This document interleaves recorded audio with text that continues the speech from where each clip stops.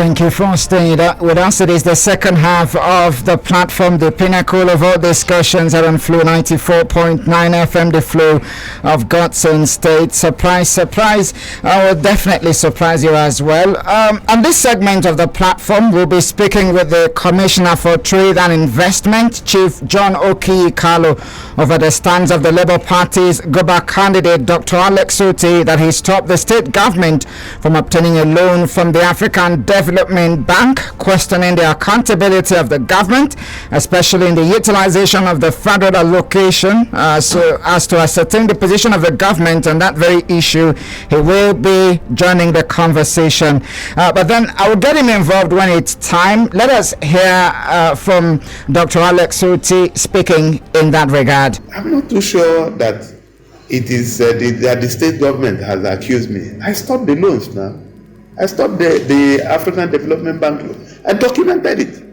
So it's not an accusation they accused me of. No, I said they can't have it. Why? Because they falsified documents. Because before you take that kind of loan, you need to go through your State House of Assembly. They did not. 3, the $200 million loan. My problem, like I said, is not taking the loan. It's what you did with the loan. If you added $200 million to the close to, okay, let's even say it's 140 billion. $200 million now at exchange rate of close to 800. Then you will know what we are talking about. So yes, I said they should not have it because they have not accounted for their federal allocation and all the money that they have collected and all the previous loans that they have collected. So I think you should be clapping for me. So if I take a loan, I will tell you what I'm going to do with the loan and I will return it with profit. So it's not that you shouldn't take loans. It is what you did with the loans. Come and take loan and chop it and come and tell us story.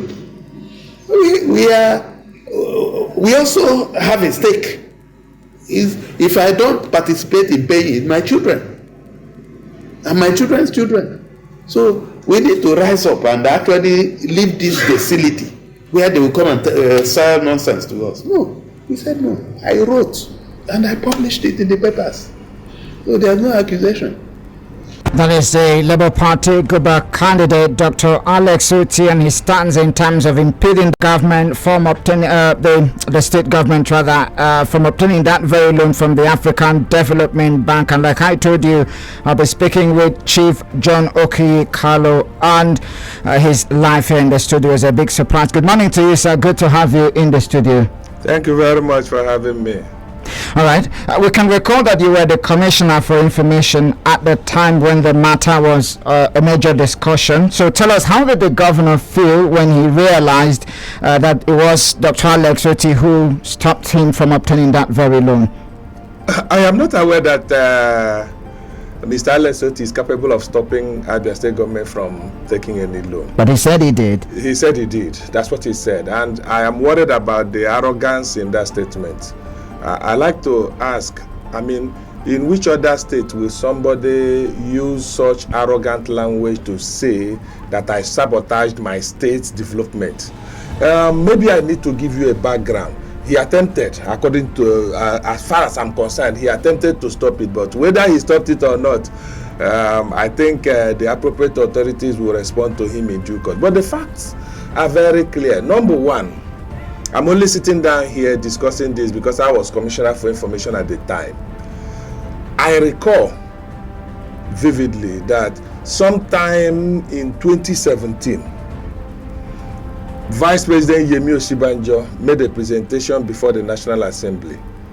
10 states were qualified for international facility. Abia's was 200 million African Development Bank loan for infrastructure development. Indeed, that facility was termed Rural Access Mobility Project, and it was expected that we would do a minimum of 10 to 20 kilometers of road in the 17 local governments. Because coming up here, I heard when some people mentioned some local governments like Aruchuku that were not able to do projects in, or not enough projects. I am aware that we've done some projects in Ishalangwa South. I'm also aware that at least we did Okobo Bridge in Aruchuku while I was Commissioner for Information. In Ishalangwa site, I'm aware that the Wirenta Road leading to the house of Obinoriako, the former Commissioner for Finance, was done by this administration. I'm also aware that the Umuenge Road, Umuenge-Ubika-Abia Road, was done by this administration.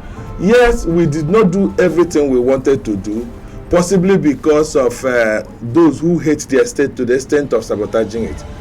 I am aware that when Mr. Peter Obi was governor of Anambra State, he took the same facility, the African Development Bank facility for rural access mobility project, to do roads connecting all the local governments in Anambra State. And here we have somebody who is sitting down somewhere, beating his chest and saying, yes, I started alone. Yes, I started alone.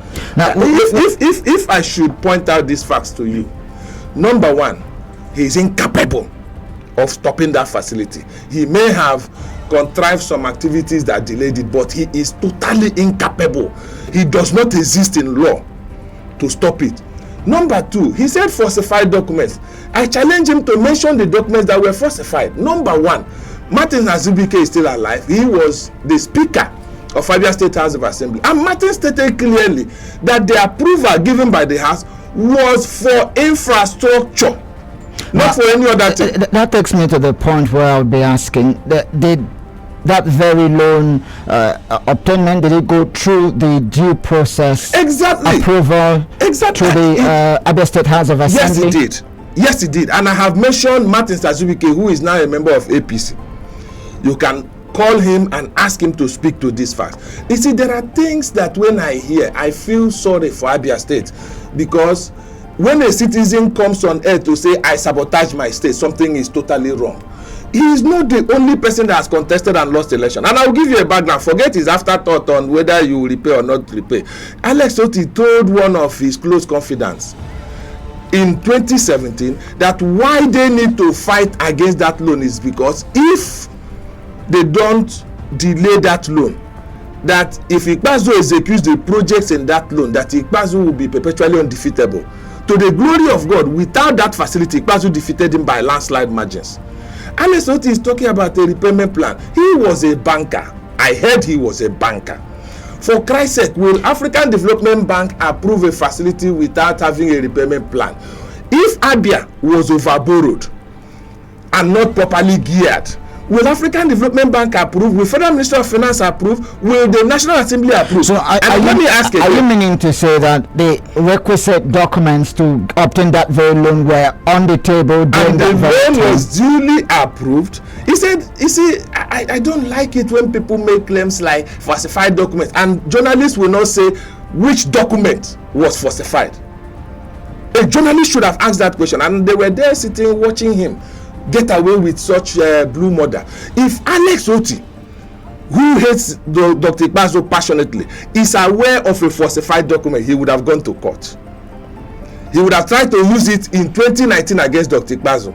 He would have tried to. Alex Otti was in court up to September of 2018 prior to 2019 election against Dr. Ikpeazu. He never mentioned falsified document. So why didn't journalists pin him down and ask him which document was falsified? Okay. Now let me ask you.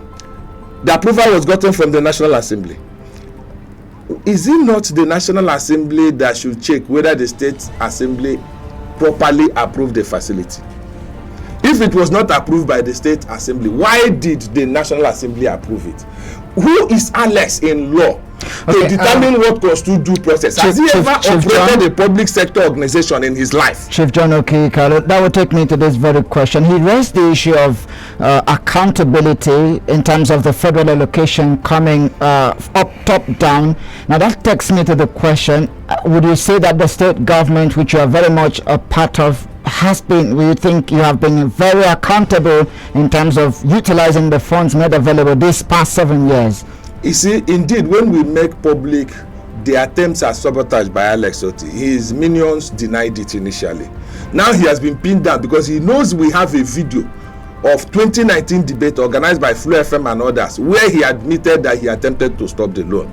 So he is now making comments on afterthought. You haven't responded to my question. That's where I'm going to. As of 2017, Abia State government was one of only about 5 state governments publishing annual accounts in national newspapers. receiving awards from open governance organization globally. Let me point this thing out. Before the coming of Ikpeazu, it was difficult for World Bank to engage in Abia State because they needed transparency, and part of what is required in transparency is for you to clearly publish how you are spending revenues according to the state. If you notice, we have been religiously publishing state accounts on our website, and that's where some people and those figures are true. Of course, when a figure is verified by accountants and published, the job of accountants in the public sector includes to verify those figures, audit those figures, and then publish. Who else is supposed to do it? Our state account was reviewed by national and international audit organizations, and they were satisfied. For us to qualify for that loan, the key component involved is transparency in governance. Transparency in governance means accounting for every money we receive. Chief John, yes. If you are saying that actually the loan was approved, so what impeded it from going through? If it wasn't Alex Otti who stopped that very loan, what prevented it from stopping? That's what I'm asking the question. What he delayed? What could be the bane of that very loan not coming through? Let me explain to you. When you have things like that and there is a petition, international finance organizations would want to review and do diligence based on that petition. Alex Otti was merely a petition writer, like those people who carry typewriter, Olympic typewriter, and write petition. He couldn't have, and he did not. I am assuring you. So what may have delayed it? Like you will hear the words you are using. Delayed. The next 2-3 weeks, I will send you a publication on that for you to see where we are right now. And I want to assure the people of Arochukwu, I want to assure the people of Isialangwa South that Alex Otti could not stop the facility that will do their road. That road will be done. Here is the joke. There were 10 states involved. Ebonyi collected their own facility, utilized it for the purposes it was meant for. And Alex kept on telling us, go and look at Ebonyi, what they are doing. Meanwhile, we took the same facility and you petitioned against it. Enugu State collected the same facility.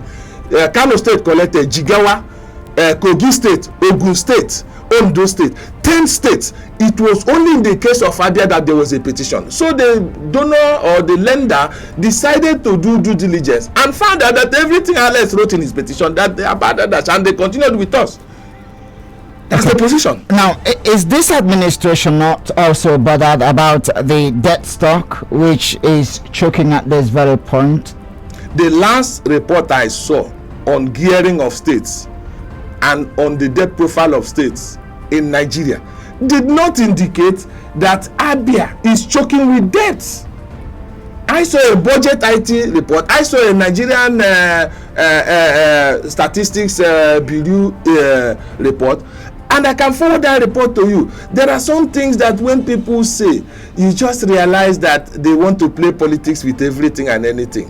When you confront Alex with the fact that he doesn't have a single investment in Abia, he doesn't even have a house in Umuahia to show faith in Abia State. No investment that is creating job in Abia State. He will tell you all kinds of people. He is funding the economy of Lagos State. I would love you to stay in line with what is on the table. He didn't stay without having to attack anybody. I didn't attack. I pointed at facts that are.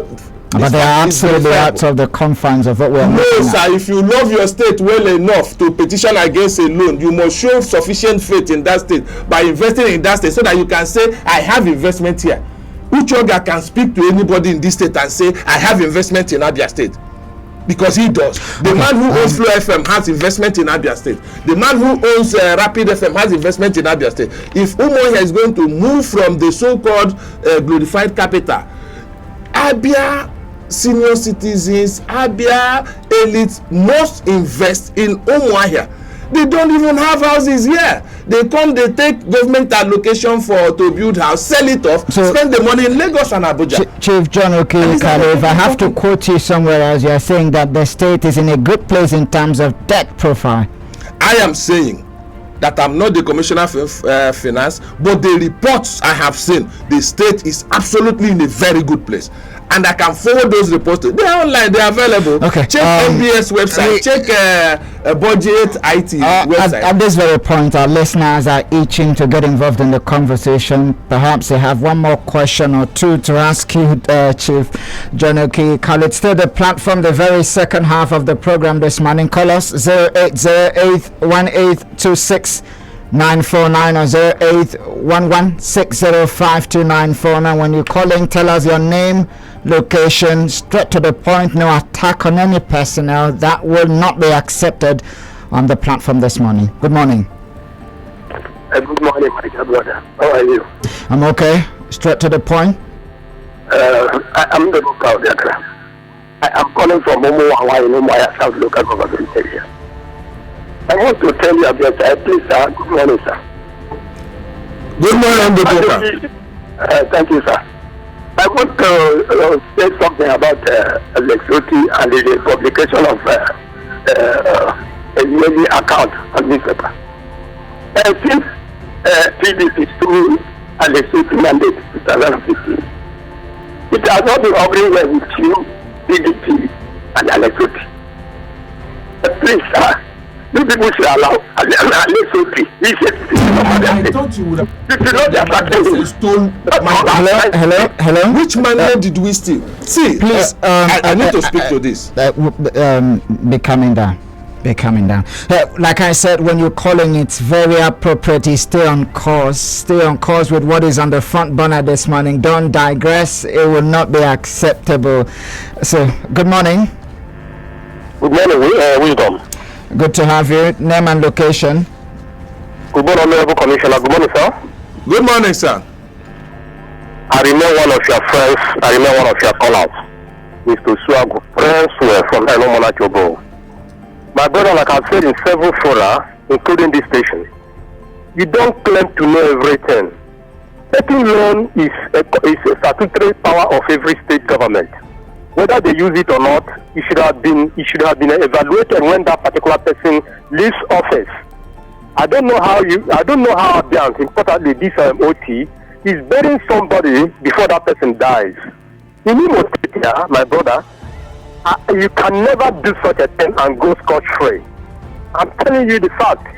I can give my kudos to the governor of Abia State to give the opponents all these free hands. Thank you very much, Mr. Prince Oswago. Sorry, I have to take more calls. Good morning. Hello, good morning, my journalist. Go ahead. Name and location. Good morning, my brother. I spent so much in Abia. So I just want to commend the government friends, but I want to ask a question. Most everybody has an investment in Abia State before you become the governor of the state or you become any political officer in the state. That's not what the other commissioner has said. I mentioned which other nations or the house of Thank you. So I want Thank to you ask, very much. must you have an investment in Abia before becoming any political officer? Thank you very much. More calls. Good morning. Hello, good morning, Wisdom. Thank you for joining us. Name and location. I'm okay for Chinedu. I'm calling from Oman. Go ahead quickly. Good morning, Honorable. Good morning, Okafo. Thank you, sir. Actually, I don't think we should do much on the issue of this loan of a thing because I know it is gone. Let us focus on the welfare of Abians. Let us talk more on how to settle our pensioners. Let us. We're losing you. Are you there?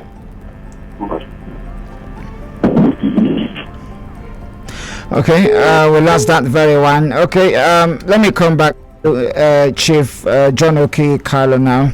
Thank you, Wisdom. Let me start by responding to the man who said mandate was stolen. That mandate was litigated up to the Supreme Court level, and the Supreme Court decided in their wisdom that Dr. Okezie Ikpeazu defeated Dr. Alex Otti by landslide margin. In 2019, Alex went to court, and again, the Supreme Court determined that Governor Okezie Ikpeazu defeated him. So the issue of stolen mandate is in that person's head as a propaganda sold to him.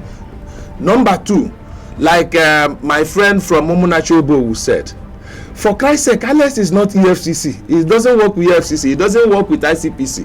If we take a loan and it is mismanaged, there are statutory agencies whose job is to check the application. And by the way, as a former banker, he must be aware that when international organizations like that send in such facilities, don't even hand it over to the government. They keep such resources in a secured account and pay the contractors directly. Now, the man who talked about paying pensioners, let me also draw a nexus so that you will know how Alex Otti is underdeveloping Abia State. If we had had that facility to do roads, the implication is that we will not spend state money on roads, on those roads again. What we will do is we will take such money to pensions and other areas of need. And before coming to the studio, I also heard that discussion from Demas Ndwagwibe. And I want to say to Demas Ndwagwibe, who is a good man, you mentioned the Mbakwa administration, and you are aware that the Mbakwa administration took loans, foreign and local, to do the miracle he did in Old Imo State. You didn't mention that, and here you have one of your proteges who publicly claimed that he petitioned against Governor Ikpeazu because he wanted to take loan. Mbakwe took facilities that it was the Ochendo administration that finished payment for. You can imagine how many years between Mbakwe and Ochendo administration. Yet, the people appreciate what Mbakwe has done. When you go to Ebonyi State and you praise them, also remember that they took all kinds of facilities from international organizations. And here we are in Abia State. Somebody is writing petition and arrogantly claiming, I stopped it. But the same facility was taken by Mr. Peter Obi in Anambra State in those days to do roads. You stopped it. You did not petition against Mr. Peter Obi. The facts are clear. Alex acted out of personal bitterness against Governor Kezi Ikpeazu. He lost an election. He says he did as an Abian, as a confirmed Abian. Are there no people from Ebonyi, Anambra, no failed politicians or politicians that lost elections in Anambra, Ebonyi, Kaduna, Kano, Katsina, Kebbi, and so on? Why didn't they also petition against their own state? People need to understand the implication of sabotaging your state. And yes, I spoke to investment in a state.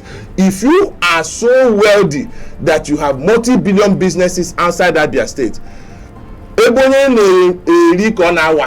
why are you not contesting in those states?